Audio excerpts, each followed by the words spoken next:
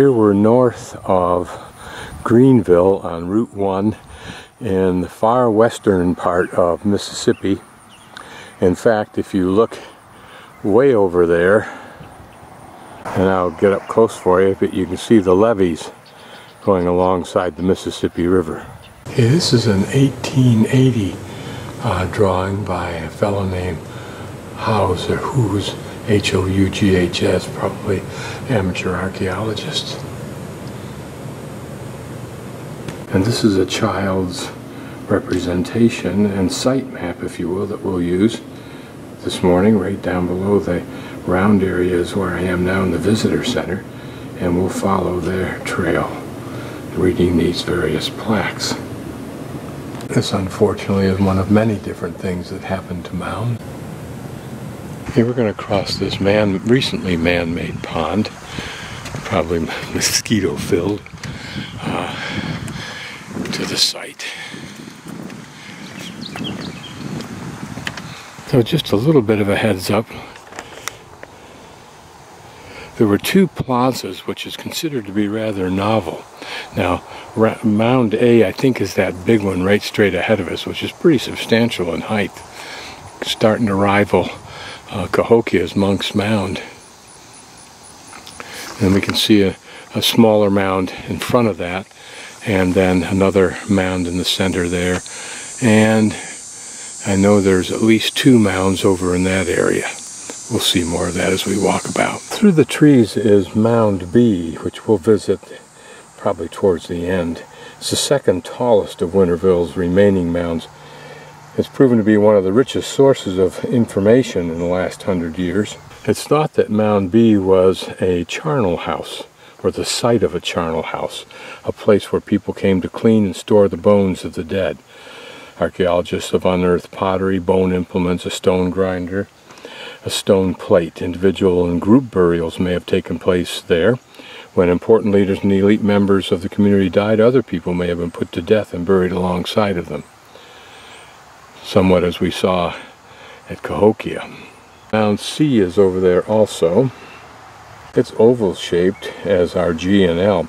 All the rest of the mounds have four sides and look more like squares or rectangles. And Mound C may once have been a quadrilateral. Mound C, some unusual objects were found, including a needle made of bone, a Native American game stone, and several pieces of pottery with representations of animals. These findings suggest that an elite family may have lived here. Large amounts of stone also suggest that this may have been some sort of craft manufacturing site. I need to pan about here so I can orientate. That's Mound D. This in front of us is Mound E. And apparently over here to our left, and I'm going to walk forward so we can see,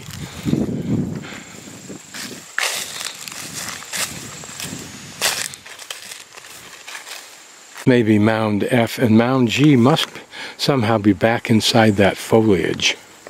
So Mound D, that has the big tree, is pretty much the western border of this historic site.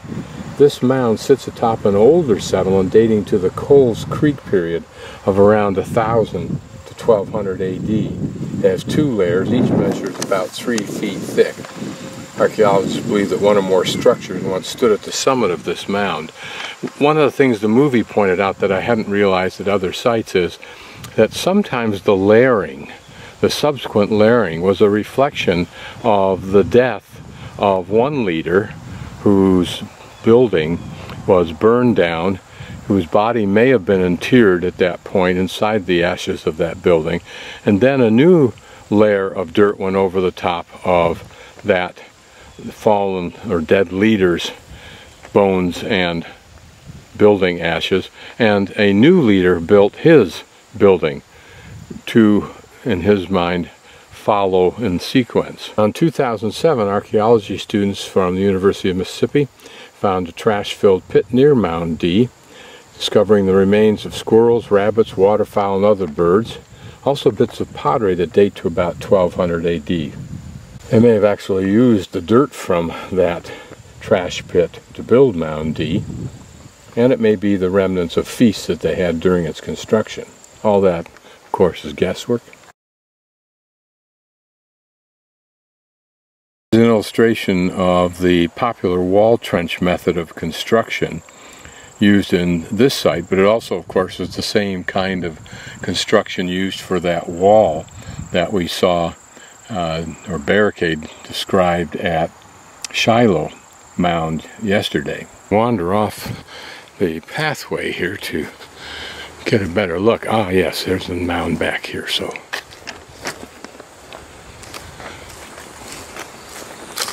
Okay, the mound that we're about to pass around the side of is mound F, and there in the distance is mound G.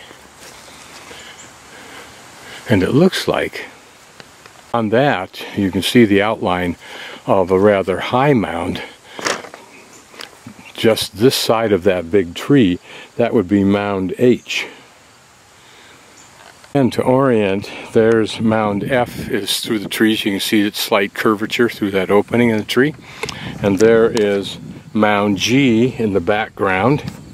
And over to its left, which we can't see behind this tree, is mound H and I and mound J. So again, we're standing probably about right there. Mound F is to our left through the trees. There's mound G that we saw. And then mound H and mound I and J and mound K apparently form an arc back behind those trees all across through here. Now maybe we'll be able to see that if we walk past beyond G. It is important to recognize that at one time this community had maybe 10,000 people living here. Now that begins to rival Cahokia with its 15 to 20,000 people, and it's the largest of the mound culture cities ever. So a lot of what we're looking at here is a work in progress. By that I mean a lot of the foliage has not been removed, giving us a good clear line of sight. Here is mound A again. We're standing much closer to it.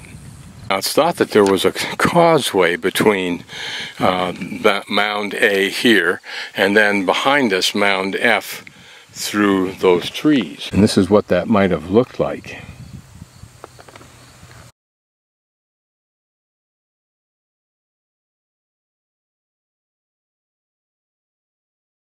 But notice also, going off what I would think would be in that direction there, was a ramp that went from the bottom to the top. Not a stairway, but a ramp.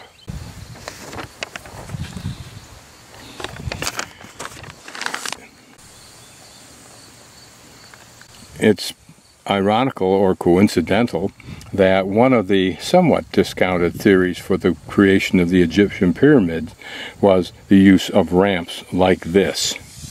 That theory happens to break down when you start to get to the incredible heights of 180 meters, putting the ramp at almost a mile or a mile and a half in length. This is mound A in 1951, and then in its most damaged state 3 years before restoration, 1968. Now it's important to notice as we look back towards the visitor center that this flat area that we see here between mound D with a tree on it and mound A that we've been looking at is one of two large plazas. The other is on the exact opposite side of A. So here's the plaza we've just looked at. This is the one we will see.